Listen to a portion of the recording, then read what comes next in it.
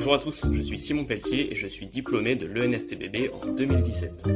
Passionné par les biotechnologies industrielles, en particulier celles appliquées à l'environnement, celles qui ont un impact fort sur la modification de nos pratiques industrielles, pour aspirer à un avenir plus durable pour l'homme et pour la biodiversité.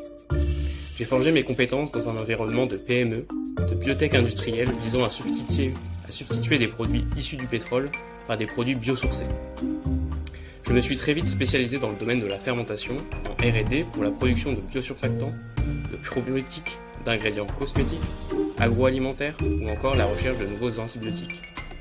Aspirant à des applications ayant un impact plus significatif, j'ai enchaîné sur une thèse sur la production d'hydrogène comme vecteur énergétique, et ce par fermentation de déchets ou de coproduits organiques.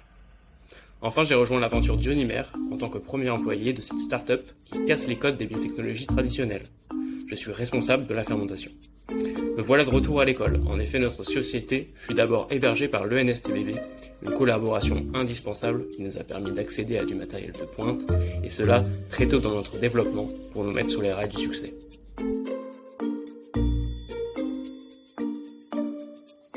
Alors, Dionymer, c'est quoi ?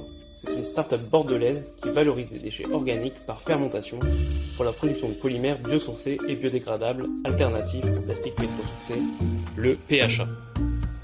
Le caractère biosourcé s'oppose à l'utilisation de ressources fossiles. Ainsi, on estime l'évitement de la production de 2 tonnes de CO2 par tonne de PHA produit par rapport à la production d'un équivalent pétrosourcé. Le fait d'utiliser des coproduits de l'agroalimentaire ou des déchets organiques comme substrat permet de réduire l'utilisation des terres arables pour des usages non alimentaires. Ainsi, notre matériau n'entre pas en compétition avec la production de nourriture. Enfin, ce polymère est 100% biodégradable en quelques mois dans des conditions de compostage domestique ou en milieu marin. En effet, ne produisant aucun microplastique, ce matériau ne représenterait plus une menace si grande pour nos écosystèmes.